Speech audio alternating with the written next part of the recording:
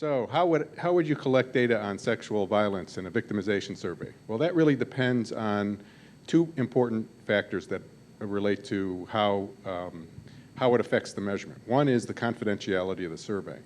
And there are several aspects related to confidentiality that are really important.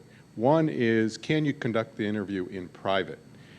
Because reports of sexual violence could be committed by someone in the household, and it's also a very sensitive topic for people. They don't necessarily like to reveal this to other people, especially strangers. The question really is, can you do the interview in a private setting? So this could be asking a single person in the household to fill out a survey, or it could be done on the telephone where you're just talking to one person.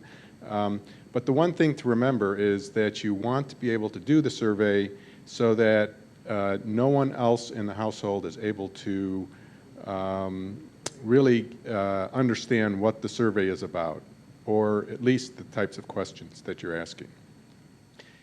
Doing a mail survey, which it could be quite cheap, is not really a good way to do this because you don't really have any control over the confidentiality of the survey. You don't really know whether someone in the household is going to see the survey or not. The second important factor is what are the types of questions? What kind of sexual violence are you interested in asking about?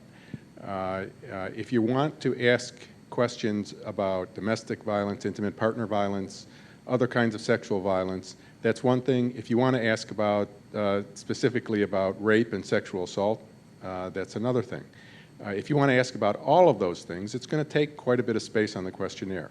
The best accepted methods of asking about sexual violence are to use questions that are referred to as behavior-specific questions. Those are questions that are very specific with respect to the type of force, the type of act that was committed, whether it's a sexual act or an act of violence. And these questions can take up quite a bit of space on the questionnaire. And so if you're only asking about a particular type of rape or sexual assault, then you might be able to attach that to a regular crime victimization survey that asks about other types of violence and other types of crime. But if you're interested in asking about all different types, then you're going to have a separate survey that the respondent's going to fill out, just because you're just going to have space constraints with respect to how many questions you're going to be asking. Now, if you do a separate survey, there's a couple ways you could do it. One would be that you could visit the household, conduct the survey, say the general crime survey, if you're doing a general crime survey, and then randomly select the person in the household and ask them to fill out a survey by themselves in a separate room. The Crime Survey of England and Wales does this in a periodic supplement in asking about domestic violence. An alternative way would be to just sample one person in the household and ask them to fill out the survey. And in many cases, people use surveys on sexual violence when they're doing it as a standalone survey, and they don't talk about it in terms of a survey on crime or victimization. They talk about it as a survey on public health. So that adds an additional layer of confidentiality with respect to asking about the topic, so that when you go into the household and you talk to someone in the household, it might be, say, the husband who answers the door, you're saying you're doing a survey on public health, you'd like to randomly select someone in the household to do it, and you pick someone and it turns out to be the spouse, for example. Then once you start talking to the spouse in a location where no one else can hear what the survey is about, you can talk about the types of questions that you're going to be asking, and that would be part of your overall informed consent.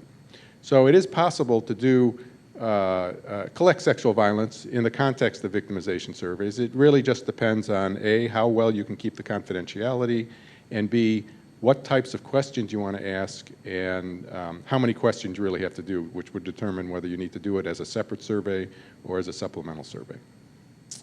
Second question that I was asked was whether it's a good idea to do local victimization surveys. And definitely yes, the answer to that is yes. And local victimization surveys are extremely helpful for trying to tailor questions to particular problems that a local area might be encountering. So for example, they're great vehicles to try to get information about the local police, a local crime problem, specific interventions that the locality might be implementing. Doing a victimization survey for that local area is extremely helpful for that reason.